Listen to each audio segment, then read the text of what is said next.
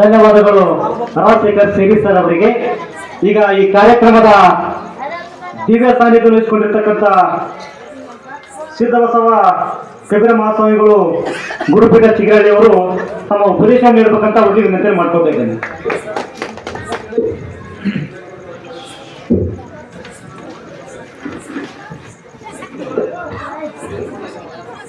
ಎಲ್ಲರೂ ಶಾಂತತೆಯನ್ನು ಕಾಪಾಡಬೇಕು. ಶ್ರೀ ಗುರು ಬಸವಲಿಂಗಾಯ ನಮಃ. ಬಸವಣ್ಣನೇ ತಾಯಿ, ಬಸವಣ್ಣನೇ ತಂದೆ, ಬಸವಣ್ಣನೇ ಪರಮ ಬಂಧುವನಿಗೆ ವಸುದೀಶ ಕಪಿಲ ಸಿದ್ಧ ಮಲ್ಲಿಕಾರ್ಜುನ ನಿಮ್ಮ ಹೆಸರಿಟ್ಟ ಗುರು ಬಸವಣ್ಣನಯ್ಯ. ಇವನಾರವ ಇವನಾರವ ಇವನಾರವನೆಂದೆನಿಸದಿರಯ್ಯ, ಇವನಮ್ಮವ ಇವನಮ್ಮವ ಇವನಮ್ಮವನೆಂದೆನಿಸಯ್ಯ, ಕೂಡಲ ಸಂಗಮ ದೇವ ನಿಮ್ಮ ಮನೆಯ ಮಗನೆಂದೆನಿಸಯ್ಯ. ಬಸವಾದಿ ಪ್ರಮುಖರನ್ನ, ವಿಶ್ವದ ಎಲ್ಲ ದಾರ್ಶನಿಕರನ್ನ ಸ್ಮರಣೆ ಮಾಡಿಕೊಂಡು, ಬುದ್ಧ ಅಂಬೇಡ್ಕರ್ ಅವರನ್ನು ಕೂಡ ಹನುಮಂದಿರದಲ್ಲಿ ಸ್ಮರಿಸಿಕೊಂಡು, ಈ ಕೋಳಕೂರ ಗ್ರಾಮದಲ್ಲಿ ಸಂವಿಧಾನ ರಕ್ಷಣೆ ನಮ್ಮೆಲ್ಲರ ಹೊಣೆ ಅನ್ನುವಂಥ ವಿಷಯದ ಮೇಲೆ ಈ ಬಹುಜನ ಹೋರಾಟ ಸಮಿತಿ ವಿಚಾರ ಸಂಕಿರಣವನ್ನು ಹಮ್ಮಿಕೊಂಡಿದೆ. ಬಹಳ ಆಶ್ಚರ್ಯ ಅನಿಸ್ತದೆ. ಎಷ್ಟೆಷ್ಟು ದೂರದಿಂದ ಬಂದು ಕೂತ್ಕೊಂಡು ಈ ಕಾರ್ಯಕ್ರಮದಲ್ಲಿ ಭಾಗವಹಿಸಿ ಅದ್ಭುತವಾದಂಥ ಮಾತುಗಳನ್ನ ಹೇಳಲಿಕ್ಕೆ ಬಂದಿದ್ದಾರೆ. ನೀವು ತಾತ್ಸಾರ ಮಾಡಿ ನಿಮ್ಮ ಮನೆಯಾಗ ಮಲ್ಕೊಂಡಿರಿ ಅಂದ್ರೆ ಇದು ಸಂವಿಧಾನಕ್ಕೂ ಮತ್ತು ಅಂಬೇಡ್ಕರ್ಗೂ ಸಲ್ಲಿಸುವಂಥ ಗೌರವ ಅಲ್ಲ, ಇದು ಅಗೌರವ ಅಂತ ಹೇಳ್ತೀನಿ ನಾನು. ಅಗೌರವ ಅಂತ ಹೇಳ್ತೀನಿ ಎಲ್ಲ ಮನೆಯಾಗ ಮಲ್ಕೊಂಡು. ಎಂಥ ಮಾತುಗಳು! ನಮ್ಮ ಮೊಟ್ಟ ಮೊದಲನೇದಾಗಿ ನಮ್ಮ ಮಾಜಿ ಶಾಸಕರು ಮಾತಾಡಿದ್ರು, ರಾಜಶೇಖರ್ ಶಿರಿ ಅವರು ಮಾತಾಡಿದ್ರು, ಮತ್ತು ನಿಜಲಿಂಗ ದೊಡ್ಡಮನಿ ಅಂತೂ ಅವ್ರು ಮಾತಾಡಿದ ಮೇಲೆ ನಾವು ಮಾತಾಡೋದೇ ಬೇಡ ಅಂತ ಅನಿಸ್ತದೆ. ಇದು ಕೂಡ ಒಂದು ನಂಬಿಕೆ ಮುಂದುವರ್ಕೊಂಡು ಬಂದಿದೆ. ಸ್ವಾಮಿಗಳು ಮಾತಾಡಿದ ಮೇಲೆ ಮುಗಿಸ್ಬೇಕು ಕಾರ್ಯಕ್ರಮ ಅಂತ ಅನ್ನೋದು ಇದು ಒಂದು ಪರಂಪರೆನೇ ಹಾಕೊಂಡು ಬಂದಿದ್ವಿ. ಮತ್ತು ಎಲ್ಲರೂ ಮನ್ಕೊಳಕ್ಕೆ ಸ್ವಾಮಿಗಳು ಮಾತಾಡ್ಬೇಕೇನು, ಹೌದಲ್ಲ? ಹಂಗೆ ಸ್ವಾಮಿಗಳು ಆದಂಥವ್ರು ಬಹಳ ಇಲ್ಲಿ ಕಾವಿದಾರಿಗಳ ಕುಂತೀವಂತ ನಿಜಲಿಂಗವ್ರು ಬಿಚ್ಚಿ ಹೇಳಿಲ್ಲ. ಸ್ವಾಮಿಗಳಾದಂಥವ್ರಿಗೆ ಪ್ರಪ್ರಥಮವಾಗಿ ಪಟ್ಟಾಧಿಕಾರ ಮಾಡುವಂತ ಸಮಯದೊಳಗ ಸಂವಿಧಾನ ತಲೆ ಮೇಲಿಟ್ಟು ಪಟ್ಟಾಧಿಕಾರ ಮಾಡಬೇಕು. ಅವಾಗ ಗೊತ್ತಾಗ್ತದೆ ಸಂವಿಧಾನ ಏನು ಅನ್ನೋದು. ಅದ್ರ ಅಧ್ಯಯನ ಮಾಡಿಸಬೇಕು. ಯಾವುದೇ ಸ್ವಾಮಿ ಧರ್ಮ ಪ್ರಚಾರ ಮಾಡಬೇಕಾದ್ರೆ ಸಂವಿಧಾನ ಚೌಕಟ್ಟಿನಲ್ಲೇ ಮಾಡ್ಬೇಕು. ಸಂವಿಧಾನ ಮೀರಿ ಮಾಡ್ಲಿಕ್ಕೆ ಬರೋದು ನಿಜಲಿಂಗಪ್ಪರ. ಬೇಕಾದಂತ ಕಾಯಿ ಉಟ್ಕೊಂಡು ಜಗದ್ಗುರುನೇ ಇಲ್ಲಿ ಬೆಳ್ಳಿ ಬಂಗಾರ ಕಿರ್ತನೆ ತೊಟ್ಕೊಳ್ಳಿ, ತನ್ನ ಶೋಕಿಗಾಗಿ ತಾನು ಏನಾದರೂ ಮಾಡ್ಕೊಳ್ಳಿ. ಆದ್ರೆ ಬದುಕಬೇಕಾದ್ರೆ ಅವನ ಧರ್ಮ ಗ್ರಂಥ, ಅವನ ಧರ್ಮದ ಪ್ರಕಾರ ಬದುಕಲಿಕ್ಕೆ ಬರೋದಿಲ್ಲ. ಭಾರತೀಯ ಸಂವಿಧಾನದ ಪ್ರಕಾರ ಬದುಕಬೇಕಾಗ್ತದೆ. ಭಾರತದ ಸಂವಿಧಾನದ ಪ್ರಕಾರ ಬದುಕಬೇಕಾಗ್ತದೆ. ಇವತ್ತು ಮಠಾಧೀಶ ದಲಿತರಿಗೆ ಒಳಗೆ ಬಿಟ್ಟುಕೊಳ್ಳಲ್ಲ ಅಂದ್ರೆ ಭಾರತ ಸಂವಿಧಾನಕ್ಕೆ ಮಾಡಿದ ಅಪಚಾರ ಅದು. ನೀವೆಲ್ಲರೂ ಅರ್ಥ ಮಾಡ್ಕೊಂಡಿದ್ದೀರಾ? ಅದ್ರ ಬಗ್ಗೆ ವಿರೋಧ ವ್ಯಕ್ತಪಡಿಸಿದ್ದೀರಾ? ಬುದ್ಧ ಬಸವಣ್ಣ ಸಹಿತ ಇದಕ್ಕೆ ಹೋರಾಟ ಮಾಡಿದ್ರು. ಬಸವಣ್ಣ ದಲಿತರನ್ನ ಮನೆಯಾಗ ಬಿಟ್ಕೊಳ್ಳಾರ್ದಾಗೆ ಸಣ್ಣ ಹುಡುಗಿರ್ಬೇಕಾದ್ರೆ ಅವ್ರವ್ವ ಚಪ್ಪಲಿ ಮಾಡ್ಕೊಂಬಂದು ಕೊಡ್ತದ. ಒಂದು ಹುಡುಗ ತಂದು ಚಪ್ಪಲಿ ತಂದಿಡ್ತಾನೆ. ಅವ್ರವ್ವ ಮನೆಯಾಗಿನ ನೀರು ಹೊಡಿತಾಳ, ಚಪ್ಪಲಿಗೆ ಸಿಂಬಡಿಸ್ತಾಳ. ಸಿಂಬಡಿಸಿ ಆ ಚಪ್ಪಲಿ ಒಳಗೆ ತಗೊಂತಾಳ. ತಗೊಂಡಾಗ ಬಸವಣ್ಣ ಪ್ರಶ್ನೆ ಮಾಡ್ತಾನೆ, ಯಾಕವ್ವ ಚಪ್ಪಲಿಗೆ ನೀರು ಯಾಕೆ ಸಿಂಬಡಿಸ್ತಿ ಅಂತ ಕೇಳ್ತಾನೆ. ಇಲ್ಲಪ್ಪ, ಅದು ದಲಿತರ ಮಾಡ್ಕೊಂಡ್ ಬಂದು ಕೊಟ್ಟದ್ದು, ಶೂದ್ರ ಮಾಡ್ಕೊಂಡು ಬಂದ್ ಚಪ್ಪಲಿ ನಾವು ಕಾಲಾಗ ಹಾಕೋಬೇಕಾದ್ರೆ ನಮ್ಮ ಬ್ರಾಹ್ಮಣರ ಮನೆಯಾಗ ನೀರು ಹೊಡೆದ್ರ ಅವು ಚಪ್ಪಲಿ ಪಾವನ ಆಗ್ತಾವ, ನಮ್ ಕಾಲಾಗ ಹಾಕೊಳಕ್ ಯೋಗ್ಯ ಆಗ್ತಾವ, ಅದಕ್ಕೆ ನಾನು ನೀರು ಹೊಡೆದೀನಿ ಅಂತಂದು. ಇಲ್ಲಿವರೆಗೂ ನಾವು ಅದನ್ನೇ ಮಾಡ್ಕೊಂತ ಬಂದೀವಿ, ನೋಡ್ಕೊಂತ ಬಂದೀವಿ, ಅದನ್ನ ನೋಡೇ ಸಲಾಮ್ ಮಾಡ್ಕೊಂತ ಬಂದೀವಿ. ಹಂಗ್ಯಾಂಗಾಗ್ತದೋ ಅವ್ರ ಮನ್ಯಾಗ ನಾವ್ಯಾಂಗ ಹೋಗ್ಲಿಕ್ಕೆ ಬರ್ತದ? ಅವ್ರ ಮನೇನ ಕಸ ಬೆಳೆ ಪರಪತ್ತಿ ನಾವಿಲ್ಲ. ಹಂಗೆಲ್ಲ ನಾವು ಕೀಳಿರಿಮೆಯಿಂದ ನಾವು ಮಾತಾಡ್ಕೊಂಡಿವಿಲ್ಲ. ಬಸವಣ್ಣ ಬ್ರಾಹ್ಮಣರ ಹೊಟ್ಟೆ ಹುಟ್ಟಿದವ್ ಕೇಳ್ತಾನೆ, ಏನವಾ ನಮ್ಮ ಮನೆ ನೀರು ಹೊಡೆದ್ರೆ ಚಪ್ಪಲಿ ಪಾವನ ಆಗ್ಯಾವಿಲ್ಲ? ಚಪ್ಪಲಿ ದನಕ್ ತಗಲದು, ಸತ್ತ ದನಕ್ ತಗಲ. ನಮ್ಮ ಮನೆಯಾಗ ನೀರು ಹೊಡೆದ್ರೆ ಪಾವನ ಆಗ್ಯಾವಂದ್ರ ಯಾ ಚಪ್ಪಲಿ ಮಾಡ್ಕೊಂಡ್ ಬಂದು ಕೊಟ್ಟಾನಲ್ಲ ಹುಡುಗ, ಚಪ್ಪಲಿ ತಂದು ಇಲ್ಲಿಟ್ಟಾನಲ್ಲ, ಅವ್ರು ಒಂದಿಷ್ಟು ನೀರು ಹೊಡೆದು ಒಳಗೆ ಕರ್ಕೊಳಮು, ಏನ್ ನಮ್ಮ ಮನೆಗೆ ಬೆಂಕಿ ಹತ್ತದನಂತ ಕೇಳಿದ ಬಸವಣ್ಣ. ನಮ್ಮ ಮನೆಗೆ ಬೆಂಕಿ ಹತ್ತದ ನೋಡಮ್ಮಂದ. ದಲಿತರ ಹುಡುಗ ಬಿದ್ದು ಒದ್ದಾಡ್ತಿರ್ಬೇಕಾದ್ರೆ ಯಾರು ನೀರು ಹಾಕ್ತಿರಂಗಿಲ್ಲ. ಅವ ಏನು ಯಾರಿಗೂ ಅತ್ಯಾಚಾರ ಮಾಡಿದಿಲ್ಲ, ಅನಾಚಾರ ಮಾಡಿದಿಲ್ಲ, ಮತ್ತೊಂದು ಮಾಡಿದಿಲ್ಲ, ಮಗದೊಂದು ಮಾಡಿದ್ದಿಲ್ಲ. ಹೇಳಿದ್ರಲ್ಲ ನಮ್ಮ ನಿಜಲಿಂಗ ಅವ್ರು 10 ರೂಪಾಯಿ ಕಳು ಮಾಡಿದ್ರೆ ಗಲ್ ಶಿಕ್ಷೆ ಆಗ್ತದೆ. ಏನೂ ಅಪರಾಧ ಮಾಡಿದ್ದಿಲ್ಲ. ದೇವಸ್ಥಾನದಾಗ ಹೋಗಿದ್ದ, ಶಿವರಾತ್ರಿ ಅಮಾವಾಸ್ಯೆ ಅಂತ ದೇವಸ್ಥಾನದಾಗ ಹೋಗಿದ್ದ. ಆ ದೇವಸ್ಥಾನದಾಗ ಹೋಗಿ ತಪ್ಪು ಕಂಡು ಹಿಡಿದು. ಇವರೆಲ್ಲ ದೇವಸ್ಥಾನದಾಗ ಬಾರಾಬಂದಿ ಗಡಿ ಮಾಡಲಕ್ಕ, ನೀವು ನೋಡಿ ನೋಡ್ಲಾರ್ದಂಗೆ ಸುಮ್ ಕೂತಿರ್ತೀರಿ ನೀವು. ಅದಕ್ಕೆ ನಿಮ್ಮ ದೇವಸ್ಥಾನಗಳಿಗೆ ಕೀಲಿ ಹಾಕ್ರಿ ಅಂತ ಹೇಳೋದು. ಯವ್ವಳೆ, ನೀವು ಮರಗಮ್ಮ ದುರ್ಗಮ್ಮ ದೇವ್ರುಗಳು ಅದಾವಲ್ಲ, ಅವ್ರ ಕತಿ ಕೇಳಿದ್ರೆ ದೊಡ್ಡ ಆತಂತ. ನೀವು ಹುಡುಗಿನೂ ಉಡ್ಲಕ್ ಚಾಲು ಮಾಡ್ತೀರಿ, ಬಂಡಾರನು ಹಚ್ಕೊಳಕ್ ಚಾಲು ಮಾಡ್ತೀರಿ. ಸ್ವಲ್ಪ ಅದು ದುಡಿಲಕ್ ಹೋಗಿರ್ತದ ಗಂಡ, ದುಡ್ಕೊಂಡು ರೋಮ ದುಡಿದು ರೊಕ್ಕ ತಂದಿರ್ತದ. 30-40 ಸಾವಿರ ರೂಪಾಯಿ ಖರ್ಚು ಮಾಡಿ ದೇವ್ರು ಮಾಡ್ತೀರಿ, ಎಲ್ಲಾದ್ರೂ ಮಾಡ್ತೀರಿ. ಕುರಿ ಕೋಳಿ ಕೊಯ್ದು, ಆ ಕುರಿ ಕೋಳಿ ಕೊಯ್ದು 40-30 ಸಾವಿರ ಖರ್ಚು ಮಾಡೋದಕ್ಕಿಂತ ನಿಮ್ಮ ಮಗನಿಗೆ ಒಂದು ಒಳ್ಳೆ ಸ್ಕೂಲಿಗೆ ಸೇರಿಸ್ತೀರಂದ್ರ ನಿಮ್ಮ ಮಗ ನಿಮಗೆ ಆಸರ ಆಗ್ತಾನೆ ಮುಂದ. ಆ ದೇವ್ರು ಯಾವತ್ತೂ ಆಸರ ಆಗಲ್ಲ. ಸಾವಿರಾರು ವರ್ಷ ದೇವ್ರ ಗುಡಿ ಮುಂದೆ ಕಸ ಬಳಿದ್ರಿ, ಎಂದಾದ್ರೂ ದೇವರು ಬರೆಯವ ಒಳಗಂತ ಕರಿತಾ ಒಂದ್ ದಿವ್ಸ ನಿಮಗೆ ಮಾತಾಡಿಸ್ತಾ? ಮತ್ತ ಅಂತ ದೇವ್ರ ಮುಂದೆ ಕಸ ಬಳಿದು ಜಂತಿ ಹೊಡೆದು ಉಳ್ಳ್ಯಾಡ್ಕೊಂತ ಹಲ್ಕೊಂತ ಬಂದ್ರಿ, ಏನೇನು ನಿಮ್ಮ ಕೆಲಸ ಆಗ್ಲಿ. ಮತ್ತ ನಿಮಗೆ ತಲೆ ತಗ್ಗಿಸುವಂಗೆ ಮಾಡಿದ ದೇವರುಗಳು, ನಿಮ್ಮನ್ನು ತಲೆ ಎತ್ತಿ ಬದುಕುವಂಗ ಮಾಡಿದಂತ ಒಂದೇ ಒಂದು ದೇವ್ರು ಯಾರಂದ್ರೆ ಅದು ಅಂಬೇಡ್ಕರ್ ಅನ್ನೋದು ನೀವು ಯಾವತ್ತೂ ಮರಿಬಾರ್ದು. ಅಂಬೇಡ್ಕರ್ ತಲೆ ಎತ್ತಿ ಬದುಕುವಂಗ ಮಾಡೋದು. ಇವತ್ತು ರಾಜಕಾರಣಿಗಳು ನಿಮ್ಮ ಮನೆಗೆ ಬಂದು ಸಲ ಮಾಡೋದು ಓಟ್ ಕೇಳ್ತಾರಂದ್ರೆ ಯಾರು ಪುಣ್ಯ ಅಂತ ತಿಳ್ಕೊಂಡಿದ್ದೀರಿ. ನಿಮ್ಮನ್ನು ಮುಟ್ಟಿಸ್ಕೊಳ್ಳಾರ್ದವ್ರು, ನಿಮ್ಮನ್ನು ಮುಟ್ಟಿಸ್ಕೊಂಡ್ರೆ ಸ್ನಾನ ಮಾಡುವಂತ ರಾಜಕಾರಣಿಗಳು ನಿಮ್ಮ ಮನೆಗೆ ಬಂದು ಯವ್ವ ಎಕ್ಕ ಅಂತ ಹೇಳಿ, ನೋಡವ ನಾವು ಬೇರೆ ಅಲ್ಲ ನೀವು ಬೇರೆ ಅಲ್ಲ, ನಮ್ಮ ಅಕ್ಕ ಇದ್ದಂಗ ನನಗೊಂದು ಓಟ್ ಕೊಡುವಂತ ಕೈ ಮುಗಿತಾರಂದ್ರ ಬಾಬಾ ಸಾಹೇಬ್ ಅಂಬೇಡ್ಕರ್ ಅವ್ರು ಮಾಡಿದಂತ ದೊಡ್ಡ ಕ್ರಾಂತಿ. ಅದು ದೊಡ್ಡ ಕ್ರಾಂತಿ. ಅವತ್ತು ರಾಜ ಹುಟ್ಟಬೇಕಾದ್ರೆ ಎಲ್ಲಿ ಹುಟ್ಟುತ್ತಿದ್ದ? ರಾಣಿ ಹೊಟ್ಟೆ ಹುಟ್ಟುತ್ತಿದ್ದ. ಇವತ್ತಿನ ರಾಜ ಹೆಂಗ್ ಹುಡ್ತಾರಂತ ಕೇಳಿದ್ರೆ, ಭಾರತದ ಸಂವಿಧಾನದ ಪ್ರಕಾರ ಬ್ಯಾಲೆಟ್ ಪೇಪರ್ ನೀವು ಹಾಕಿದ ಹೋಟೆಲ್ನೊಳಗೆ ರಾಜ ಹುಟ್ಟುತ್ತಾರ, ಹೊರತಾಗಿ ಯಾವ ರಾಣಿ ಹೊಟ್ಟೆಗೆ ರಾಜ ಹುಟ್ಟಿರೋದು. ಇದು ಬಾಬಾ ಸಾಹೇಬ್ ಅಂಬೇಡ್ಕರ್ ಮಾಡಿದಂತಹ ದೊಡ್ಡ ಉಪಕಾರಗಳು. ಯಾವ ದೇವರುಗಳು ಮಾಡಾರ್ದಂತ ಉಪಕಾರ ಬಾಬಾ ಸಾಹೇಬ್ ಅಂಬೇಡ್ಕರ್ ಅವ್ರು ಮಾಡಿದ್ರು. ಹಂಗಂತ ಮತ್ತೆ ನಾಳೆಗೆ ಆ ಫೋಟೋ ಇಟ್ಟು ಕಾಯಿ ಹೊಡೆದು ಕರ್ಪೂರ ಬೆಳಗ್ಗೆ ಪೂಜಾ ಮಾಡಿ ಅವನಿಗೆಷ್ಟು ಗಬ್ಬೆಬ್ಬಿಸೋ ಕೆಲಸ ಮಾಡಬೇಡಿ. ಸಂವಿಧಾನ ಓದ್ರಿ, ಬಾಬಾ ಸಾಹೇಬ್ ಅಂಬೇಡ್ಕರ್ ವಿಚಾರಗಳನ್ನು ತಿಳ್ಕೊಳ್ರಿ, ಅದ್ರ ಪ್ರಕಾರ ನಡ್ಕೊಳ್ರಿ. ನಾವೆಲ್ಲ ಸ್ಕೂಲ್ನೊಳಗೆ ಹೋಗ್ತೀವಿ, ಎಲ್ಲರ ಸಮಸ್ಯೆ ಸರಿಸಮಾನ ಕೂಡ್ತೀವಿ ಅಂದ್ರೆ ಬಾಬಾ ಸಾಹೇಬ್ ಅಂಬೇಡ್ಕರ್ ಅವ್ರಿಗೆ ಯಾರು ಸರಿಸಮಾನ ಕೂಡಿಸ್ಕೊಳ್ಳಿಲ್ರಿ. ನೀರಡಿಕೆ ಆದ್ರ ಸ್ಕೂಲಿನೊಳಗೆ ಮಾಸ್ತರ್ ನೀರು ಕೊಡಲ್ಲ ನಿನಗೆ, ಯಾಕಂದ್ರೆ ನೀ ಸೂತ್ರ ಇದೆ ಅಂತಂದು. ಅಷ್ಟೆಲ್ಲ ಕಷ್ಟ ಅನುಭವಿಸಿ ಒಬ್ಬ ರಿಕ್ಷಾ ಹೊಡೆಯುವಂತಾನೆ ಬಾಬಾ ಸಾಹೇಬ್ ಅಂಬೇಡ್ಕರ್ಗೆ ಕೆಳಗಿಳಿ ಅಂತ. ಯಾಕಂತ ಕೇಳಿದೆ, ನನ್ಗೆ ಅಲ್ಲಿ ಹೋಗ್ಬೇಕಾಗಿದ್ದು ಇಲ್ಲಿ ಹೇಳಿಸ್ತಾರೆ ಅಂದ್ರೆ, ನೀನು ಯಾತ್ರಮ್ಮ ಅಂತ ಕೇಳಿದೆ. ನಾನು ದಲಿತರಮ್ಮ ಅಂತ ಧೈರ್ಯದಿಂದ ಹೇಳ್ದ ಅಂಬೇಡ್ಕರ್. ತಿಳ್ಕೊಳ್ರಿ, ನಾವು ರಿಕ್ಷಾದವನಿಗೆ ಸಂಭಾಳಿಸ್ಬೇಕಂತ ಜಾತಿ ಮುಚ್ಚಿಡ್ತೀವಿ, ಎಲ್ಲೆಲ್ಲೋ ಹೋಗಿ ಏನೇನೋ ಹೇಳ್ಕೊಳ್ತೀವಿ. ಧೈರ್ಯವಾಗಿ ಅದ ನಾನು ದಲಿತರಮ್ಮ ಇದ್ದೀನಿ ಇಳಿ ಅಂದ.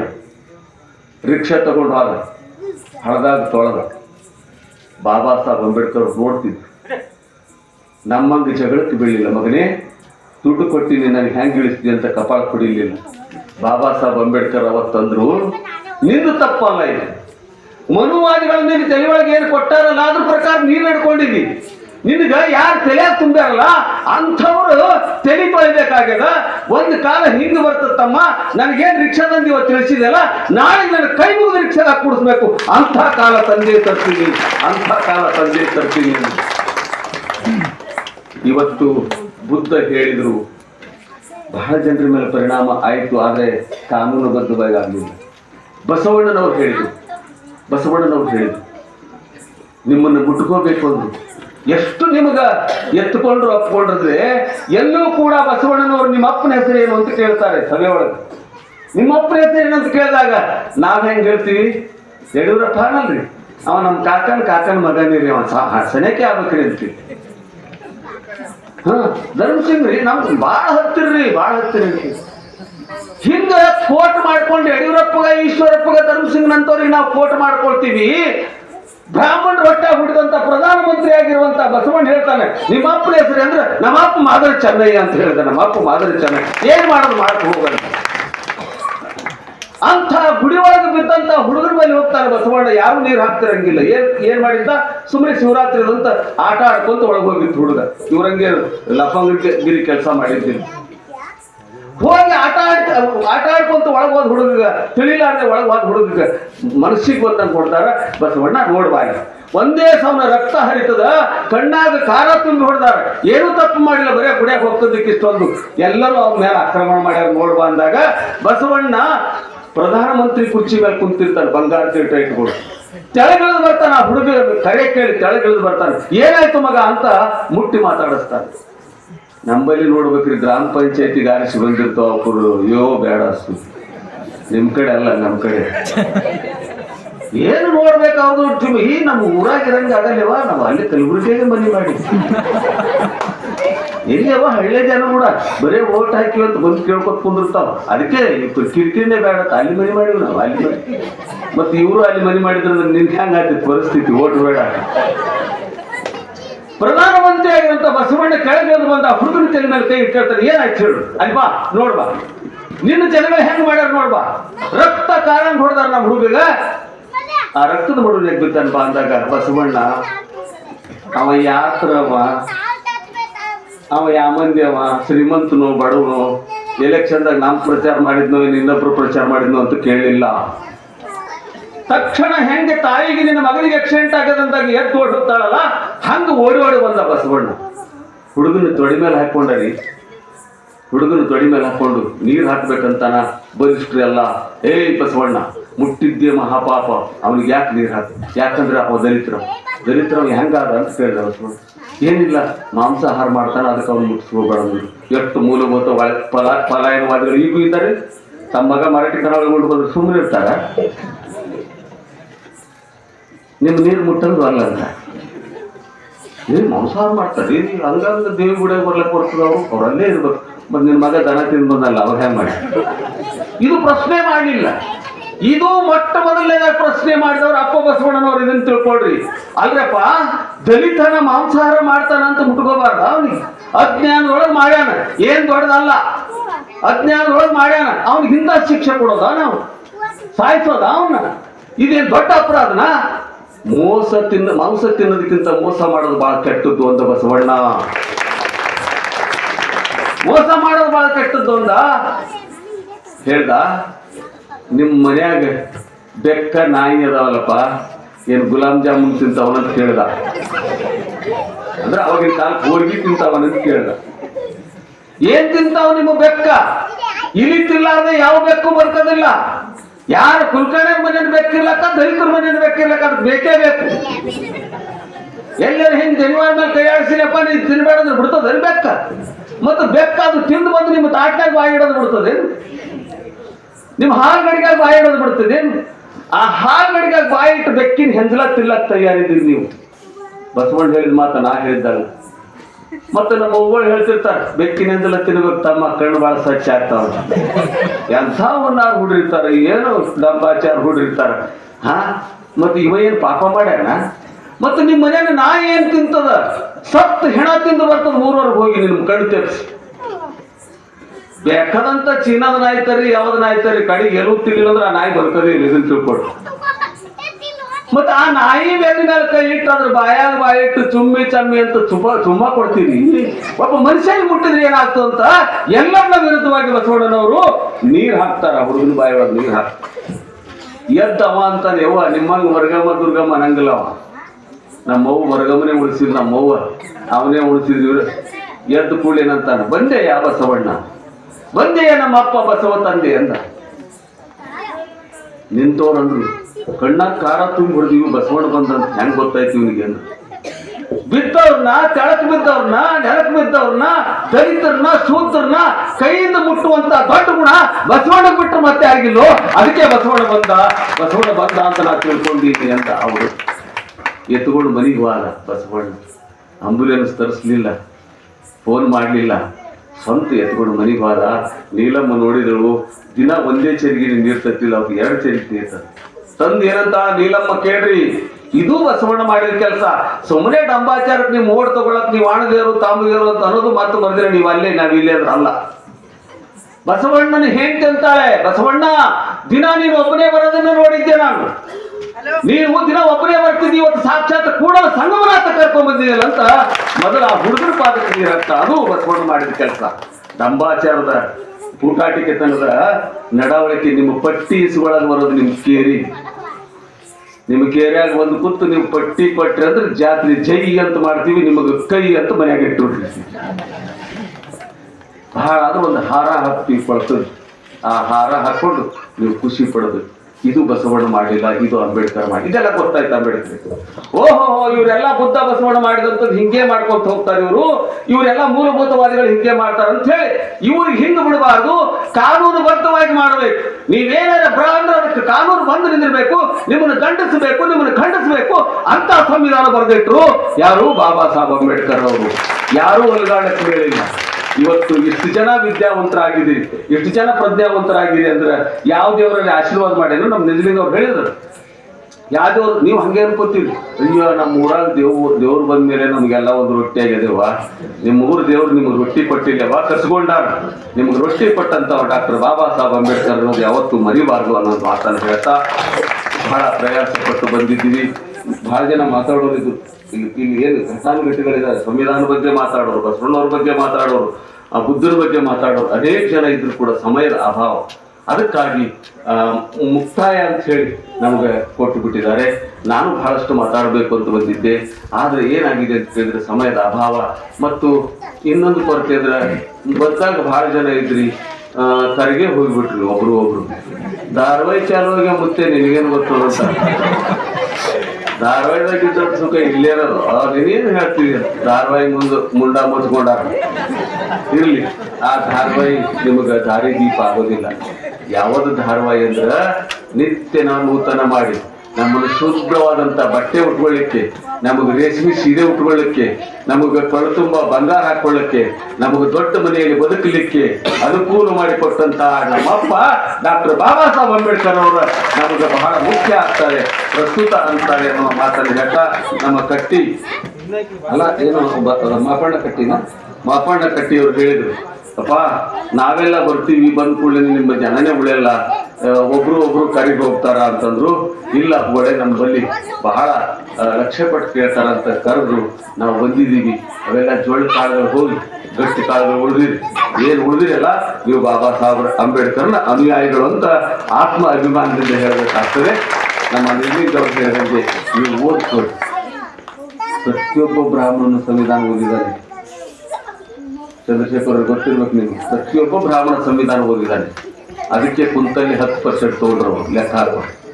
ಕುಂತಲ್ಲಿ ಎಲ್ಲಿ ಹೋರಾಟ ಮಾಡಲಿಲ್ಲ, ಬೀದಿ ಬಿಡ್ರ ಅವರು. ನಾವು ಬೊಂಬಡ ಹೊಡಿತೀವಿ, ನಾವು ಪರ್ಸೆಂಟೇಜ್ ಸಿಗಲ್ಲ. ಹಂಗೆ ಸಂವಿಧಾನ ಓದ್ಕೊಳ್ರಿ. ಸಂವಿಧಾನದೊಳಗೆ ಏನೇನದ ಅನ್ನೋದು ಗೊತ್ತು ಮಾಡ್ಕೊಳ್ರಿ. ಏನೇನು ಆರ್ಟಿಕಲ್ಸ್ ಅವ, ದಿಗ್ಭ್ರಮೆ ಆಗ್ತದೆ. ನಮ್ಮ ನಿಲ್ಲಿಂಗವ್ರು ಹೇಳ್ಬೇಕಾದ್ರೆ ನಾವೆಲ್ಲ ತಿಳ್ಕೊಂಡ್ವಿ ನೋಡ್ರಿ, ಎಂತೆಂಥ ಆ ಗೌಪ್ಯ ಅಡಗಿದೆ ಸಂವಿಧಾನದಾಗ. ನಾವೆಲ್ಲ ತಿಳ್ಕೊಂಡು ಹಾಳಾದ ಪುಸ್ತಕಗಳು, ಹಾಳಾದ ಒಂದು ಧಾರಾವಾಹಿಗಳು ನೋಡಿ ನಮ್ಮ ತಲೆ ಕೆಡಿಸ್ಕೊಳ್ಳೋದಕ್ಕಿಂತ ನಮ್ಮ ಬದುಕನ್ನು ಹಸನು ಮಾಡ್ಕೊಳ್ಳೋಣ ಅಂತ ಹೇಳಿ ನಮ್ಮನ್ನು ಕರೆಸಿದಂಥ ಎಲ್ಲ ಸಂಘಟನೆಯವರು, ನಮ್ಮ ಮಾಪಣ್ಣವ್ರು ಹೇಳಿದ್ರು, ಅಪ್ಪ ಇದು ಒಂದೇ ಊರಾಗ ಅಲ್ಲ ಈ ಪರಿಸ್ಥಿತಿ ನೀ ಹೇಳೋದು, ಇದು ಎಲ್ಲಾ ಊರೊಳಗೂ ಇದ್ದುದ್ದೆ, ಎಲ್ಲರ ಹತ್ರನೂ ಇದ್ದುದ್ದೆ. ಡಾಕ್ಟರ್ ಬಾಬಾ ಸಾಹೇಬ್ ಅಂಬೇಡ್ಕರ್ ಅವರು ಕೊನೆ ದಿನಗಳಂತೂ ಓದ್ರಿ, ನಮ್ಮವ್ರು ನಮಗೆ ಕಾಲು ಎಳೆದವ್ರು ಹೊರತಾಗಿ ಇನ್ನೊಬ್ಬರು ಬಂದು ಕಾಲು ಎಳೆದಿಲ್ಲ. ಇದು ನಡೆಯದೆ ಅವರಿಗೆ ಕಾಲು ಎಳೆದವರಿಗೆ ಕಾಲು ಸಿಗಲಾರ್ದಂಗೆ ನಡ್ಕೊಂಡು ಇಂಥ ಒಂದು ಗಂಡು ಮೆಟ್ಟಿದ ಕಾರ್ಯಕ್ರಮ ಮಾಡಿದಲ್ಲ, ನಿನಗೆ ಹ್ಯಾಟ್ಸ್ ಆಫ್ ಹೇಳಬೇಕಾಗ್ತದೆ, ನಿನಗೆ ಥ್ಯಾಂಕ್ಸ್ ಹೇಳಬೇಕಾಗ್ತದೆ ಅನ್ನೋ ಮಾತನ್ನು ಹೇಳ್ತಾ ಮತ್ತೊಮ್ಮೆ ಎಲ್ಲರಿಗೂ ಶರಣಾಗ್ತದೆ ಅಂತ ಹೇಳಿ ನನ್ನ ಮಾತುಗಳನ್ನು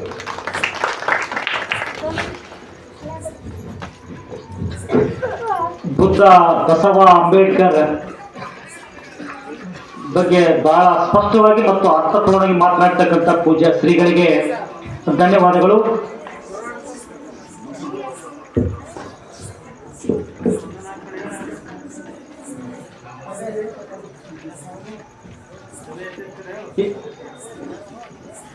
ಕೊನೆಯದಾಗಿ ಈ ಕಾರ್ಯಕ್ರಮದ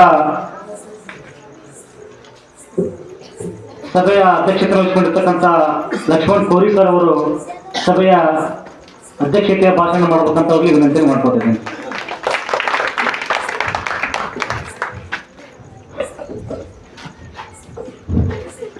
ತಥಾಗತ ಭಗವಾನ್ ಬುದ್ಧ ಬೋಧಿಸತ್ವ ಪರಂ ಪೂಜ್ಯ ಡಾಕ್ಟರ್ ಬಾಬಾ ಸಾಹೇಬ್ ಅಂಬೇಡ್ಕರ್ ಜಗಜ್ಯೋತಿ ಅಣ್ಣ ಬಸವಣ್ಣನವರ ಪಾದಕನಿಗೆ ವಂದಿಸುತ್ತಾ ಮತ್ತು ಇವತ್ತಿನ ಬಹುಜನ ಹೋರಾಟ ಸಮಿತಿ ತಾಲೂಕು ಘಟಕ ಜೇವರ್ಗಿ ಮತ್ತು ಗ್ರಾಮ ಘಟಕ ಕೋಳ್ಕೂರು ಒಂದು ಸಂಯುಕ್ತ ಆಸನದಲ್ಲಿ ಹಮ್ಮಿಕೊಂಡಿರ್ತಕ್ಕಂಥ ಸಂವಿಧಾನ ರಕ್ಷಣೆ ನಮ್ಮೆಲ್ಲರ ಹೊಣೆ ಈ ವಿಚಾರ ಸಂಕಿರಣ ಕಾರ್ಯಕ್ರಮಕ್ಕೆ ಆಗಮಿಸಿರ್ತಕ್ಕಂಥ ದಿವ್ಯ ಸಾನ್ನಿಧ್ಯವನ್ನು ವಹಿಸಿರ್ತಕ್ಕಂಥ ಸಂಗನಂ ಬಂತೇಜಿಯವರೇ ಮತ್ತು ಸಿದ್ಧ ಬಸವ ಶಿವಶರಣರ ಪಾದಕಮಲಗೆ ವಂದಿಸುತ್ತಾ ಇವತ್ತಿನ ಈ ಒಂದು ಕಾರ್ಯಕ್ರಮದಲ್ಲಿ ಭಾಗವಹಿಸಿರ್ತಕ್ಕಂಥ ಎಲ್ಲ ಅತಿಥಿ ಮಹಾಗಣ್ಯರೇ ಮತ್ತು ವೇದಿಕೆ ಮೇಲೆ ಆಸೀನರಾಗಿರ್ತಕ್ಕಂಥ ಎಲ್ಲ ಯುವ ಕ್ರಾಂತಿಕಾರಿ ಹೋರಾಟಗಾರರೇ ಮತ್ತು ಎಲ್ಲ ನನ್ನ ಬಹುಜನ ಹೋರಾಟ ಸಮಿತಿಯ ಕಾರ್ಯಕರ್ತ ಮಿತ್ರರೇ ಮತ್ತು ಅಕ್ಕ ತಂಗಿಯರೇ ಅಣ್ಣ ತಮ್ಮಂದಿರು, ಈಗಾಗಲೇ ಸಮಯದ ಅಭಾವ ಆಗಿರೋದ್ರಿಂದ ಈ ಒಂದು ಒಳ್ಳೆಯ ಕಾರ್ಯಕ್ರಮವನ್ನ ಆಯೋಜಿಸಿರ್ತಕ್ಕಂಥ ನನ್ನ ಎಲ್ಲ ಬಹುಜನ ಹೋರಾಟ ಸಮಿತಿಯ ತಾಲೂಕು ಘಟಕ ಮಿತ್ರರಿಗೆ ಅಭಿನಂದನೆ ಸಲ್ಲಿಸ್ತೇನೆ. ಈಗಾಗಲೇ ಸಂವಿಧಾನದ ಬಗ್ಗೆ, ಸಂವಿಧಾನದ ರಕ್ಷಣೆ ಬಗ್ಗೆ, ಸಂವಿಧಾನದ ಧೋರಣೆಗಳ ಬಗ್ಗೆ ವಿಷಯನ ಮಂಡಿರ್ತಕ್ಕಂಥ ಉಪನ್ಯಾಸಕರು ತುಂಬಾ ಅದ್ಭುತವಾಗಿ ಅವರು ಹೇಳಿದ್ದಾರೆ. ಅವರು ಹೇಳಿರ್ತಕ್ಕಂಥ ವಿಚಾರಗಳಲ್ಲಿ 100ಕ್ಕೆ 100 ಸತ್ಯ ಇದೆ. ಇಲ್ಲೆಲ್ಲ ನಾವು ಕೂತ್ಕೊಂಡವರು ನಿಂತ್ಕೊಂಡವರು ಅದನ್ನ ಅರ್ಥ ಮಾಡಿಕೊಂಡು ಬಾಬಾ ಸಾಹೇಬ್ ಬರೆದಿರ್ತಕ್ಕಂಥ ಒಂದು ಸಂವಿಧಾನವನ್ನ ನಮ್ಮ ನಿತ್ಯ ಜೀವನದಲ್ಲಿ ಅಳವಡಿಸಿಕೊಂಡು ಇದ್ದೇ ಆದರೆ ನಿಜವಾಗಲೂ ಈ ಒಂದು ಕಾರ್ಯಕ್ರಮ ಅರ್ಥಪೂರ್ಣವಾಗಿ ಆಗಿರುವುದಕ್ಕೆ ಸಾಧ್ಯ ಆಗಿರ್ತಕ್ಕಂಥ ಒಂದು ಮಾತನ್ನ ಈ ಸಂದರ್ಭದಲ್ಲಿ ಹೇಳ್ತೇನೆ. ಜೊತೆಗೆ ಅನೇಕ ನಮ್ಮ ರಾಜ್ಯದಲ್ಲಿ, ನಮ್ಮ ಜಿಲ್ಲೆಯಲ್ಲಿ ಅನೇಕ ಪ್ರಗತಿಪರ ಸಂಘಟನೆಗಳಿವೆ.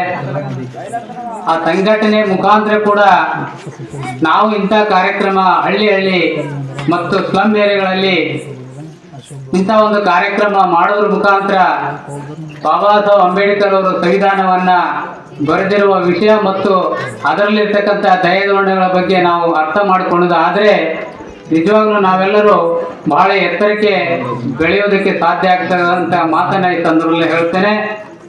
ಮತ್ತು ಒಂದು ಸಂಘಟನೆ ನಾನ್ ಪೊಲಿಟಿಕಲ್ ಆರ್ಗನೈಸೇಷನ್ ಆಗಿ ಬೆಳಿಬೇಕು. ಜಾತಿ ರಹಿತ, ಸಮಾಜ ರಹಿತ, ರಾಜಕೀಯ ರಹಿತವಾಗಿರ್ತಕ್ಕಂಥ ಯಾವುದಾದ್ರೂ ಸಂಘಟನೆ ಇದ್ರೆ ಅದಕ್ಕೊಂದು ಒಳ್ಳೆ ಹೆಸರು ಬರ್ತದೆ.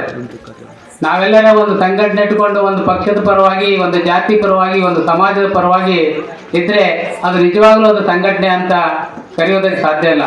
ಅದಕ್ಕಾಗಿ ದಲಿತ ಪರ ಸಂಘಟನೆ ಇರ್ಬೋದು, ಕನ್ನಡ ಪರವಾದಂಥ ಸಂಘಟನೆ ಇರ್ಬೋದು, ಯಾವುದೇ ಸಂಘಟನೆ ಇದ್ರೂ ಕೂಡ ಅದು ಜನಪರವಾದಂಥ ಸಂಘಟನೆ ಆಗಿರಬೇಕು ಮತ್ತು ಬಡವರ ಪರವಾಗಿರ್ತಕ್ಕಂಥ ಸಂಘಟನೆ ಆಗಿರಬೇಕು. ಅಂತ ಒಂದು ಸಂಘಟನೆ ಮುಖಾಂತರ ನಾವು ಆಳುವಂಥ ಸರ್ಕಾರದ ಧೋರಣೆಗಳನ್ನು ಖಂಡಿಸಿ ನಾವೇನಪ್ಪ ಅಂತಂದ್ರೆ ಒಳ್ಳೆಯ ರೀತಿಯಾಗಿ ಕೆಳಮಟ್ಟದಿಂದ ಹೋರಾಟ ಮಾಡಿದ್ರೆ ನಿಜವಾಗ್ಲೂ ನಮ್ಮಲ್ಲಿರ್ತಕ್ಕಂಥ ಜನರಿಗೆ ಒಂದು ಸಾಮಾಜಿಕ ಸವಲತ್ತನ್ನ, ಸಾಮಾಜಿಕ ಸಮಸ್ಯೆಗಳನ್ನ ಕೈಲಾದಷ್ಟು ಪ್ರಾಮಾಣಿಕವಾದಂತಹ ಪ್ರಯತ್ನ ಮಾಡಲಿಕ್ಕೆ ಸಾಧ್ಯ ಆಗ್ತದೆ. ಇವತ್ತು ಗುಲ್ಬರ್ಗ ಅಂತ ಕಾಣಬೇಕಾದ್ರೆ ನಿಜವಾಗ್ಲೂ ನಾನು ಯಾವುದೇ ಇಲ್ಲಿ ಪಕ್ಷದ ಪರವಾಗಿ ಮಾತಾಡ್ತಾ ಇಲ್ಲ. ಇವತ್ತು ಗುಲ್ಬರ್ಗ ಅಭಿವೃದ್ಧಿ ಆಗ್ಬೇಕಾದ್ರೆ, ಗುಲ್ಬರ್ಗ ಅಂತ ಕಾಣಬೇಕಾದ್ರೆ ನಿಜವಾಗ್ಲೂ ಡಾಕ್ಟರ್ ಮಲ್ಲಿಕಾರ್ಜುನ್ ಖರ್ಗೆ ಇರ್ಬೋದು ಮತ್ತು ಈ ಭಾಗದ ಇದೇ ಭಾಗದಲ್ಲಿ ಜನಿಸಿರ್ತಕ್ಕಂಥ ಮಾನ್ಯ ಧರ್ಮ್ ಸಿಂಗ್ ಸಾಹೇಬರಾಗಿರ್ಬೋದು. ಇವತ್ತು 371 ವಿಧಿ ತಿದ್ದುಪಡಿ ತಂದ ನಂತರ ಅನೇಕ ಈ ಭಾಗದಲ್ಲಿ ಅನೇಕ ಸರ್ಕಾರಿ ಹುದ್ದೆಗಳು ಆಗ್ತಾ ಇವೆ. ಅನೇಕ ನೇಮಕಾತಿಗಳು ಸೆಂಟ್ರಲ್ ಮತ್ತು ರಾಜ್ಯ ಸರ್ಕಾರದ ಅನೇಕ ನೇಮಕಾತಿಗಳು ಆಗ್ತಾ ಇವೆ. ಎಷ್ಟೋ ಜನ ದುಡ್ಡು ಕೊಟ್ಟು ಸೇರ್ಲಾರ್ದವ್ರು ಇವತ್ತು ನೌಕರಿಯಲ್ಲಿ ಸೇರ್ತಾ ಇದ್ದಾರೆ. ಮತ್ತು ಹಿಂದೆ ಧರ್ಮ್ ಸಿಂಗ್ ಸಾಹೇಬರು ಮುಖ್ಯಮಂತ್ರಿಗಳಾಗಿದ್ದಾಗ ನಮ್ಮ ಅಂಬೇಡ್ಕರ್ ಅಭಿವೃದ್ಧಿ ನಿಗಮಕ್ಕೆ ಹಿಂದೆ ಏನಪ್ಪಾ ಅಂತಂದ್ರೆ ಪರಿಶಿಷ್ಟ ಜಾತಿ, ಪರಿಶಿಷ್ಟ ಪಂಗಡ ಅಂತ ಇತ್ತು. ಅವಾಗ ನಾವು ದಲಿತ ಪ್ರಾಂತರದಲ್ಲಿ ಒಳ್ಳೆ ಹೋರಾಟ ಮಾಡಿದ್ವಿ. ಅವಾಗ ಇದೆ ಚಂದ್ರಶೇಖರ್ ಅರ್ನಾಳ್ ಅವರು, ಮಾಪಣ್ಣ ಗಂಜಗಿರಿ ಅವರು, ಅನೇಕ ನಮ್ಮದೆಲ್ಲ ದಲಿತ ಮುಖಂಡರು ಜೊತೆಗೂಡಿ ನಾವು ಮಾನ್ಯ ಧರ್ಮ್ ಸಿಂಗ್ ಅವರು ಮುಖ್ಯಮಂತ್ರಿ ಆಗಿದ್ದಾಗ ಅವ್ರು ಕೃಷ್ಣಾದಲ್ಲಿ ಹೋಗಿ ನಮಗೊಂದು 20-30 ಜನಕ್ಕೆ ಒಂದು ಕಡೆ ಸೇರಿಸಿ ನಾವು ಅವ್ರಿಗೆ ಒಂದು ಡಿಮ್ಯಾಂಡ್ ಮಾಡಿದೆ. ಸರ್, ನೀವು ನಮ್ಮ ಭಾಗದವರಿದ್ರೆ ಈ ಒಂದು ಅಂಬೇಡ್ಕರ್ ಅಭಿವೃದ್ಧಿ ಏನು ಪರಿಶಿಷ್ಟ ಜಾತಿ ಪರಿಶಿಷ್ಟ ಪಂಗಡ ಅಭಿವೃದ್ಧಿ ಇದೆ, ಅದಕ್ಕೆ ಡಾಕ್ಟರ್ BR ಅಂಬೇಡ್ಕರ್ ಅಭಿವೃದ್ಧಿ ನಿಗಮ ಮಾಡಿ ಅಂತಂದಾಗ ತಕ್ಷಣವೇ ಅವಾಗ ಎಲ್ಲ ಸಂಬಂಧಪಟ್ಟಂತ ಇಲಾಖೆ ಅಧಿಕಾರಿಗಳನ್ನ ಮಂತ್ರಿಯನ್ನ ಕರೆಸಿ ತಕ್ಷಣ ಏನಪ್ಪ ಅಂತಂದ್ರೆ ಡಾಕ್ಟರ್ BR ಅಂಬೇಡ್ಕರ್ ಅಭಿವೃದ್ಧಿ ನಿಗಮ ಅಂತ ಅವರ ಒಂದು ಮುಖ್ಯಮಂತ್ರಿ ಆಡಳಿತದಲ್ಲಿ ಇದು ಒಂದು ನಾಮಕರಣವಾಯಿತು. ಯಾಕೆ ಈ ಮಾತನ್ನು ಹೇಳ್ತಾ ಇದ್ದೀನಿ ಅಂದ್ರೆ, ನಾವು ಸಂಘಟನೆಗಳಾಗಿದ್ದೇವೆ, ಅನ್ಯಾಯದ ವಿರುದ್ಧ ಹೋರಾಟ ಮಾಡಬೇಕು. ಮತ್ತು ಬಾಬಾ ಸಾಹೇಬ್ ಅಂಬೇಡ್ಕರ್ ಅವರ ತತ್ವ ಸಿದ್ಧಾಂತ ಮೇಲೆ ಏನಪ್ಪ ಅಂತಂದ್ರೆ ನಾವು ಹೋರಾಟ ಮಾಡಿದ್ರೆ ನಾವು ನಿಜವಾಗ್ಲೂ ನಮ್ಮ ಕೈಲಾದಷ್ಟು ಬಾಬಾ ಸಾಹೇಬ್ರು ಅಷ್ಟೆಲ್ಲ ಮಾಡಿದ್ದಾರೆ ಅಂದ್ರೆ ನಾವು ಋಣ ತಿಂತ ಇದ್ದೇವೆ ಅಂದ್ರೆ ಅವ್ರ ಅನ್ನ ತಿಂತ ಇದ್ದೇವೆ ಅಂತಂದ್ರೆ ನಾವು ಒಂದು 4ನೇ ಭಾಗ ಆದ್ರೆ ಈ ಸಮಾಜಕ್ಕಾಗಿ ನಾವು ಕೆಲಸ ಮಾಡಿದಾಗ ಮಾತ್ರ ನಾವು ಸಂಘಟಕರಾಗಿ ಬೆಳೆಯಕ್ಕೆ ಸಾಧ್ಯ ಆಗ್ತದೆ. ಅದಕ್ಕಾಗಿ ನಾವು ದಿನನಿತ್ಯ ಏನಪ್ಪ ಅಂತಂದ್ರೆ ರಾಜ್ಯ ಸರ್ಕಾರ ಆಗಲಿ ಮತ್ತು ಕೇಂದ್ರ ಸರ್ಕಾರದ ಸವಲತ್ತುಗಳು, ನಮ್ಮ ಜನಾಂಗಕ್ಕೆ ಸಿಗ್ತಕ್ಕಂಥ ಸೌಲಭ್ಯಗಳನ್ನ ಜನರಿಗೆ ಮುಟ್ಟುವಂತ ರೀತಿಯಲ್ಲಿ ಪ್ರಾಮಾಣಿಕವಾದಂಥ ಪ್ರಯತ್ನ ಮಾಡೋದ್ರ ಮುಖಾಂತರ ಒಂದು ಕೆಲಸ ಮಾಡಿದಾಗ ಮಾತ್ರ ನಾವು ನಿಜವಾಗ್ಲೂ ಸೇವೆ ಸಲ್ಲಿಸೋದಕ್ಕೆ ಸಾರ್ಥಕ ಆಗ್ತಕ್ಕಂಥ ಮಾತನ್ನ ಈ ಸಂದರ್ಭದಲ್ಲಿ ಹೇಳ್ತಾ, ಮತ್ತು ಈ ಕಾರ್ಯಕ್ರಮವನ್ನು ನಿಜವಾಗ್ಲೂ ಈ ದೇಶದಂತಲೇ ಇವತ್ತಿನ ಸಂವಿಧಾನ ಸಮರ್ಪಣೆ ಕಾರ್ಯಕ್ರಮ ಮಾಡ್ತಾ ಇದ್ದಾರೆ. ನಿಜವಾಗ್ಲೂ ನಾನು ಅರ್ಥಪೂರ್ಣವಾಗಿ ಹೇಳ್ತಾ ಇದ್ದೇನೆ. ಇದು ಈ ಒಂದು ಕಾರ್ಯಕ್ರಮ, ಈ ಕೋಳ್ಕೂರು ಏನು ಗ್ರಾಮದಲ್ಲಿ ಇಂಥ ಒಂದು ಕಾರ್ಯಕ್ರಮ ಮಾಡಿದರೆ ಇದರಲ್ಲಿ ನಿಜವಾಗ್ಲೂ ಸುಮಾರು ಒಂದು 500-600 ಜನ ಸೇರಿರ್ಬೋದು ಪ್ರಾರಂಭದಿಂದ. ಆ 500-600 ಜನದಲ್ಲಿ ನಿಜವಾಗ್ಲೂ ಈ ಏನು ಉಪನ್ಯಾಸಕರು ನೀಡಿದ್ದಾರೆ ಅಂತ ವಿಚಾರಗಳನ್ನು ನೀವು ಏನಾದರೂ ತಿಳ್ಕೊಂಡಿದ್ದೀಯ ಆದರೆ ನಿಜವಾಗ್ಲೂ ಒಂದು 200 ಜನರಿಂದ ಒಂದು 2000 ಜನ ಒಂದು ಒಳ್ಳೆಯ ಕ್ರಾಂತಿಕಾರಿ ಹೋರಾಟ ಆಗೋದ್ರ ಮುಖಾಂತರ ಭಾರತದ ಸಂವಿಧಾನದ ಒಂದು ರಕ್ಷಣೆಯನ್ನ ನಾವು ಮಾಡುವುದರ ಜವಾಬ್ದಾರಿ ನಮ್ಮ ಮೇಲಿದೆ ಅಂತಕ್ಕಂಥ ಮಾತನ್ನ ಈ ಸಂದರ್ಭದಲ್ಲಿ ಹೇಳುತ್ತಾ, ಮತ್ತು ಈ ಕಾರ್ಯಕ್ರಮದಲ್ಲಿ ನನ್ನನ್ನ ಅಧ್ಯಕ್ಷತೆಯನ್ನು ವಹಿಸಿ ಈ ಒಂದು ಗ್ರಾಮಕ್ಕೆ ಕರೆಸಿ ನನ್ನನ್ನು ಸನ್ಮಾನಿಸಿ ಒಂದೆರಡು ಮಾತಾಡಕ್ಕೆ ಅವಕಾಶ ಮಾಡಿಕೊಟ್ಟಂತ ವೇದಿಕೆ ಮೇಲೆ ಇರ್ತಕ್ಕಂಥ ಎಲ್ಲ ಅತಿಥಿ ಮಾಗಣ್ಯರಿಗೂ ಮತ್ತು ಈ ಗ್ರಾಮದ ಎಲ್ಲ ಅಕ್ಕ ತಂಗ ಅಣ್ಣ ತಮ್ಮಂದಿರಿಗೂ ಮತ್ತು ಈ ಕಾರ್ಯಕ್ರಮವನ್ನು ಆಯೋಜಿಸತಕ್ಕಂಥ ಸ್ನೇಹಿತರಾದಂಥ ಮಾಪಣ್ಣ ಕಟ್ಟಿಯವರು ಮತ್ತು ಅವರ ಸಂಗಡಿಗರಿಗೂ ನನ್ನ ಜೈ ಭೀಮ್ ಅಭಿನಂದನೆ ಸಲ್ಲಿಸಿ ನನ್ನ 2 ಮಾತುಗಳಿಗೆ ವಿರಾಮ ಕೊಡ್ತೀನಿ. ಜೈ ಭೀಮ್, ಜೈ ಭಾರತ್.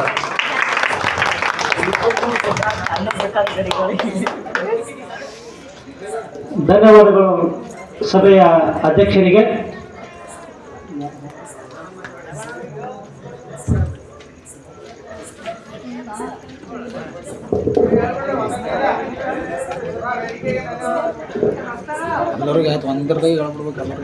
ಈಗ ಕೊನೆಯದಾಗಿ ವೇದಿಕೆ ಮೇಲಿರ್ತಕ್ಕಂಥ ಎಲ್ಲ ಗಣ್ಯ ಮಾನ್ಯರಿಗೂ ಮತ್ತು ವೇದಿಕೆ ಮುಂಭಾಗದಲ್ಲಿರ್ತಕ್ಕಂಥ ಎಲ್ಲರಿಗೂ ಈ ಒಂದು ಕಾರ್ಯಕ್ರಮದಲ್ಲಿ ಭಾಗಿಯಾಗಿ ಯಶಸ್ವಿಗೊಳಿಸಿದ್ದಾಗಿ ತಮ್ಮೆಲ್ಲರಿಗೂ ಜೈ ಭೀಮ್ ವಂದನೆಗಳನ್ನು ಸಲ್ಲಿಸಿ ಈ ಕಾರ್ಯಕ್ರಮವನ್ನು ಇಲ್ಲಿಗೆ ಮುಕ್ತಾಯಗೊಳಿಸ್ತಾ ಇದ್ದೀವಿ. ಜೈ ಭೀಮ್. ದಯವಿಟ್ಟು ಊಟದ ವ್ಯವಸ್ಥೆ ಇದೆ, ಊಟ ಮಾಡ್ಕೊಂಡು ಹೋಗ್ಬೇಕಂತ ತಮ್ಮಲ್ಲಿ ಮನವಿಯನ್ನು ಮಾಡಿಕೊಟ್ಟಿದ್ದೇನೆ.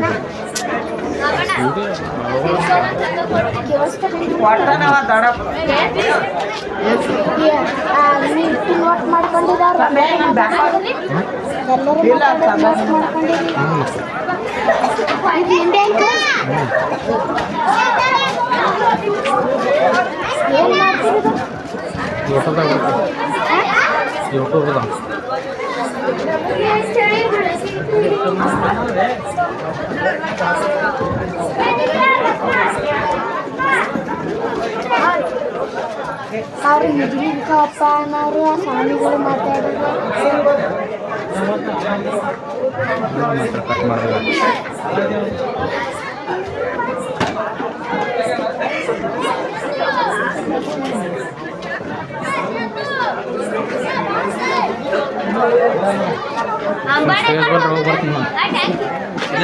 ತಟ್ಟಿಸ್ಬಿಡ್ರ ತಟ್ಟಿಸ್ತಾ ಬಿಡ್ತೀನಿ.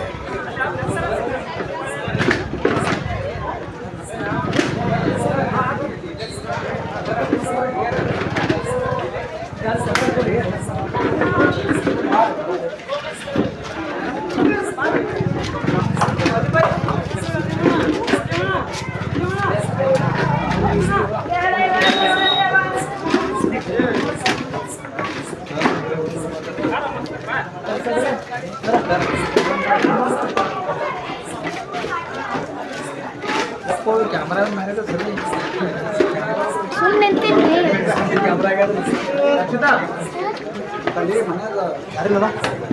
ಕಾಳ ಇದು ಹಾಸ್